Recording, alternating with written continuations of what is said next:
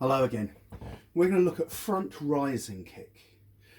This is a kick that white belt 10th cup will do in the grading, and you'll find I start many classes with one of the two versions of front rising kick. It's not a practical kick for fighting. It's a training exercise. It's getting you used to have the balance of getting your legs up above your head. It's getting you used to then landing without falling over and wobbling. It's an excellent warm-up to loosen up your body for then proper defensive and attack kicking that will come next. It's also a way of developing dynamic flexibility. This means stretching, but stretching with movement. You know, we often think of stretching as keeping the legs still, bending down, not moving other than dropping a little lower. That's static stretching, stretching without moving. Dynamic stretching is, mind the ceiling, is stretching with movement.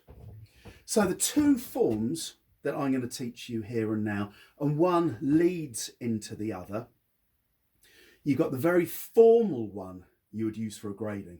And you would probably hear me say in many classes and gradings, face front, attention, bow, chumbi. Chumbi means ready. I'd say take your right leg back to the corner, walking ready stance. You'd see me do this. So the rising kick, the formal rising kick is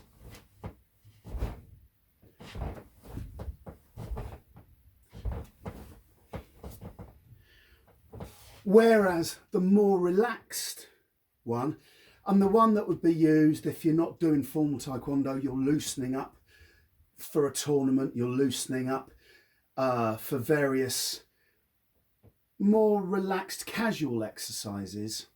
But I use it within classes as well, and I would use it within a sparring class as opposed to using the one you've just seen in a very formal traditional taekwondo class.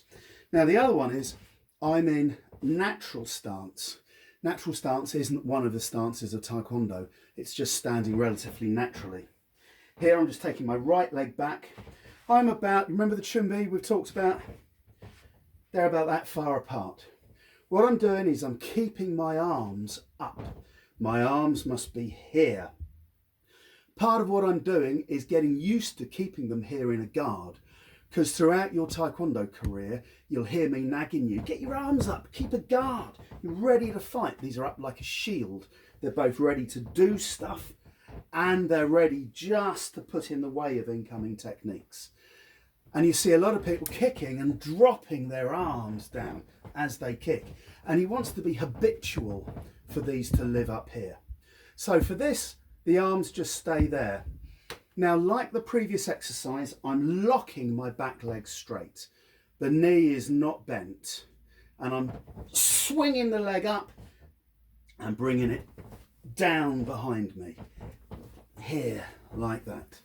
So I'm stretching out these muscles on the back here. The leg is staying dead straight throughout the movement. I'm constantly telling students under me, I'm saying we're doing this with a very bent leg. And they, yeah, because it goes up higher.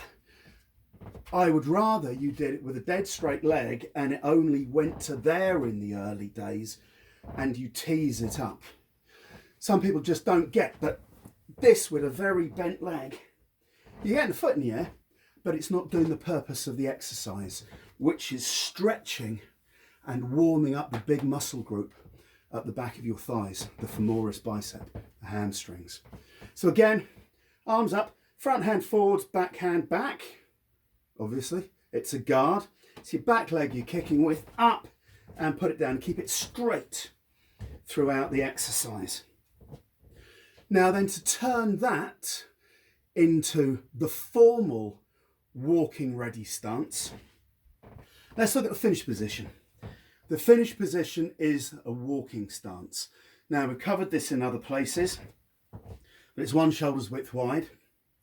There's the parallel stance that we've used in other things, and it's 1 to 1.5 shoulders width long. I've maintained this width. I'm often encouraging you to come in and back out rather than step straight back. So the finished position is here, fist clenched, hands at around belt height.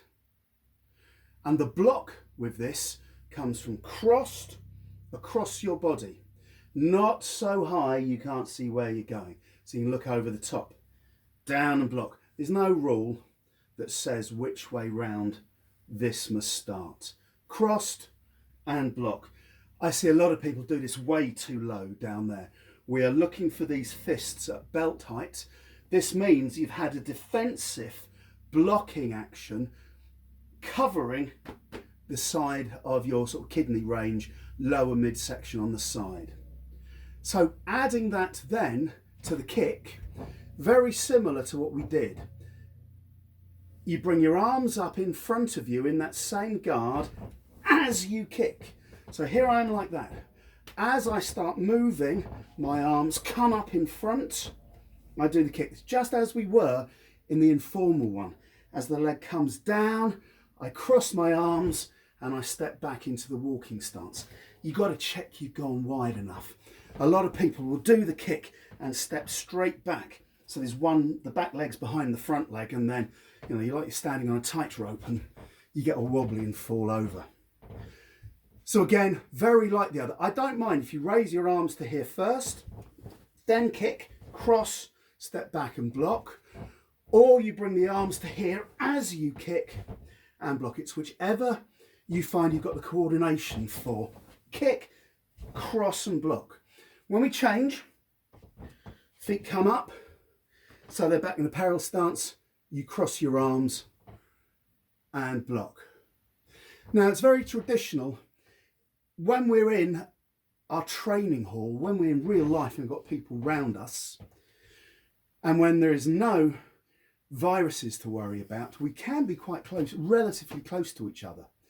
So to give us more kicking room, we traditionally go to the angle. So I'd say take your right leg back, walking ready stance. Now this is I'm like facing the front, and we'd cross and take the right leg back facing the left corner. And we would do the kicks, 10 of them. I'd then say change. The right foot steps up to the left foot, you turn and look at the opposite corner, and you step back and block. And you start kicking again. But the change, if I said change again, it's up, cross and block, back to the corner. Right leg up and block. Left leg up and block. Hopefully you'll see I'm looking at the direction that we're moving. So we have the formal front rising kick. Straight leg, locked, walking stance. It starts in a walking stance. Front knee over the ankle. You've got kick, cross and block. Kick, cross and block. And if you're looking at breathing, you would breathe in as the arms came up. Double out breath. One in breath, and on the in breath I would be bringing my arms up, and then I've got on the change, breathe in, breathe out. And again, the less formal one, very often we would do this to the front, but if we're a tight space, we would still use the angles again. This is in natural stance, hands up, and we're just working on firing that leg up and keeping the guard here all the time. Rising kicks. Thank you.